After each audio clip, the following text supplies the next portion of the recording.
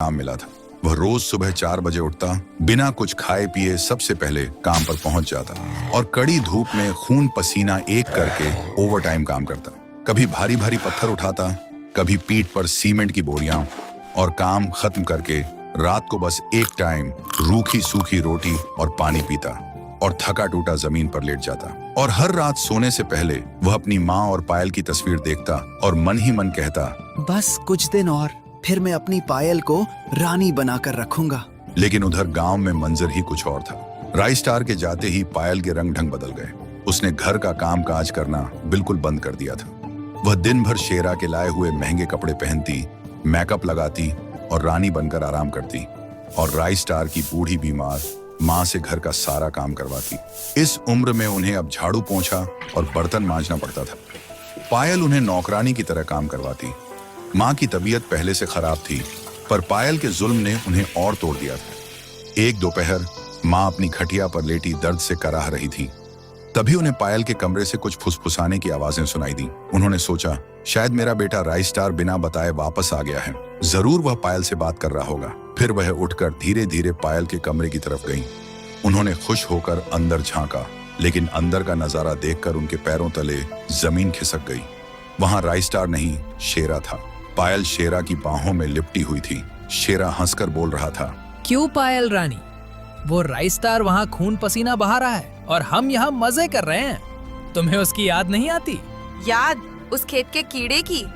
अरे शेरा जी, वो तो बस एक गधा है जो मेरे शौक पूरे करने के लिए पैसा कमा रहा है। मेरा असली पति तो वो है जो मुझे रानी बनाकर रखे, यानी कि आप। यह सुनते ही माँ के मुंह से चीख निकल गई। हे राम, ये क्या अनर्थ हो गया। आवाज सुनते ही शेरा और पायल हड़बड़ा गए। पायल गुस्से में बोली, बुढ़िया, शर्म नहीं आती चुप चुप कर झांकते हुए? बेटा क्या गया, तू तो जासूस बन गई है। माँ रोते हुए बोली, बेटी, ये पाप है। राइस्टार तेरा पति है, वो तेरे लिए। बस अपना ये ज्ञान अपने पास रख। खबरदार अगर राइस्टार वो कुछ भी बताया तो। अगर 2 वक्त की रोटी चाहिए तो मुंह बंद रख और निकल यहाँ से। माँ के पास और कोई चारा नहीं था, इसलिए वह चुपचाप वहां से चली आई। फिर एक रात माँ को तेज बुखार था। उन्होंने कमजोर आवाज में पुकारा, बहू, ओ बहू, थोड़ा पानी दे दे बेटी, गला सूख रहा है। लेकिन उधर पायल शेरा का सिर गोद में रखकर उसे अंगूर खिला रही थी और वह खिलखिलाकर हंस रही थी। ओ बहू। लेकिन माँ की आवाज सुनकर पायल गुस्से में बाहर आई और माँ के कमरे में आकर चिल्लाई, दिन भर किट किट करती रहती है। वहाँ अंदर शेरा जी बैठे हैं और इसे पानी चाहिए। मर क्यों नहीं जाती तू? तेरी वजह से मेरी जवानी खराब हो रही है।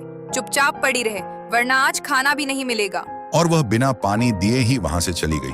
बूढ़ी माँ रो पड़ी। उन्होंने आसमान की तरफ देखकर हाथ जोड़े। हे भगवान, मेरे राइस्टार की रक्षा करना। उसे मत बताना कि उसकी बीवी की ये काली करतूत क्या है, और ना ही उसकी माँ यहाँ किस हाल में है, वरना वो टूट जाएगा। देखते ही देखते 6 महीने बीत गए। दुबई में राइस्टार की कंपनी के मालिक को राइस्टार की ईमानदारी बहुत पसंद आई। उन्होंने खुश होकर राइस्टार को बोनस दिया और कहा, राइस्टार, तुम्हारी मेहनत और ईमानदारी ने मेरा दिल जीत लिया है। आज से तुम कोई मामूली मजदूर नहीं, बल्कि मेरे राइट हैंड हो। ये लो अपना इनाम। 1 महीने की छुट्टी लेकर शान से अपने घर वालों से मिलाओ। राइस्टार की खुशी का ठिकाना नहीं था। उसने सोचा, मैं चिट्ठी नहीं लिखूंगा, सीधे जाकर सरप्राइज दूंगा। जाने से पहले उसने पायल के लिए एक सोने का हार खरीदा और माँ के लिए एक गर्म शॉल। फिर फ्लाइट पकड़कर वह इंडिया वापस आया। घर पहुंचते पहुंचते वह बस यही सोच रहा था, आज मेरी मेहनत रंग लाई है। जब ये सोने का हार पायल के गले में चमकेगा तो उसके चेहरे की मुस्कुराहट मेरी सारी थकान मिटा देगी। बस जल्दी से माँ और पायल को गले लगा लूं। लेकिन जैसे जैसे वह अपने घर के पास पहुंचा, उसने देखा कि घर के बाहर शेरा की जीप खड़ी है। राइस्टार ठिठक गया। शेरा की जीप? शायद माँ की तबीयत खराब होगी। घबराहट में उसने जो बैग और तोहफे लिए थे वो वहीं छोड़ दिए और भागकर अंदर आया। उसने देखा माँ सो रही थी। राइस्टार ने राहत की सांस ली कि माँ ठीक है। उसने सोचा माँ को जगाना ठीक नहीं होगा। फिर वह दबे पांव अपने कमरे की तरफ बढ़ने लगा ताकि पायल को सरप्राइज दे सके। लेकिन जैसे ही उसने कमरे के अंदर देखा तो उसके पैरों तले जमीन खिसक गई। अंदर पायल और शेरा एक दूसरे से चिपके हुए थे। तभी पायल बोली, शेरा जी, उस राइस्टार को वहीं दुबई की रेत में दफन करवा दो ना। सच कहूँ, अब तो उसका नाम सुनने से भी मुझे उल्टी आती है। शेरा ने बोला। मरवा देंगे मेरी जान, पर अभी वो नोट छापने वाली मशीन है, मशीन चलने दो। जब पुरानी हो जाएगी तो कबाड़ में फेंक देंगे। पायल खिलखिलाकर हंसी और बोली, सही कहा। वैसे भी खेत की मिट्टी और तिजोरी के सोने में यही तो फर्क है। आप सोना है और वो मेरे पैरों की धूल। दरवाजे के बाहर खड़ा राइस्टार पत्थर का बन गया था। जिस पायल के लिए वो धूप में जला भूखा रहा, आज वही पायल उसकी मौत की दुआ मांग रही थी। राइस्टार की आंखों से आंसू बह निकले, लेकिन ये आंसू दुख के नहीं, आग के थे। तभी राइस्टार दोनों के सामने जाकर खड़ा हुआ। उसे देखते ही पायल और शेरा दोनों लड़खड़ा गए। पायल घबराकर बोली, राइस्टार, तुम कब आए?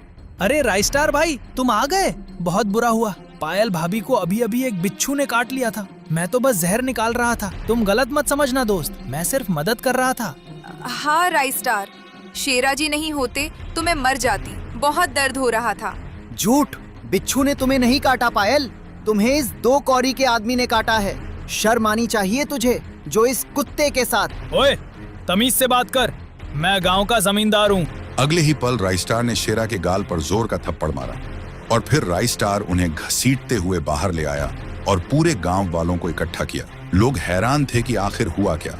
एक पड़ोसी बोला, राइस्टार, तू पागल हो गया है क्या?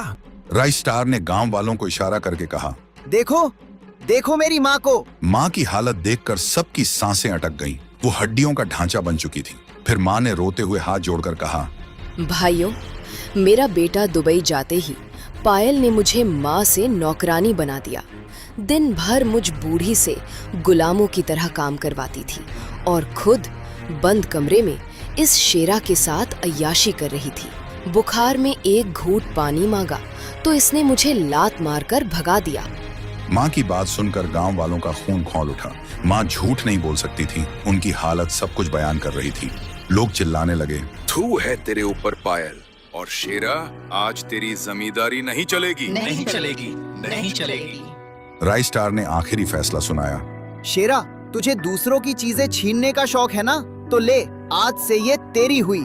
और पायल, तुझे सोना चाहिए था ना, अब इसी के पास रहे। गांव वालों के डर से शेरा ने मजबूरी में पायल को साथ तो रखा, लेकिन कुछ ही दिनों में उसका मन भर गया। उसने पायल को दूध में गिरी मक्खी की तरह घर से बाहर निकाल फेंका। और आज वही पायल जो कभी राइस्टार को पैरों की धूल कहा करती थी, आज खुद धूल में सनी हुई सड़क के किनारे भीख मांग रही है। और राइस्टार अपनी जमीन जायदाद बेचकर अपनी माँ को लेकर वापस दुबई चला गया और वहीं हमेशा के लिए बस गया। आज राइस्टार के पास बड़ा घर है, गाड़ी है। जिस माँ को पायल ने नौकरानी बनाया था, आज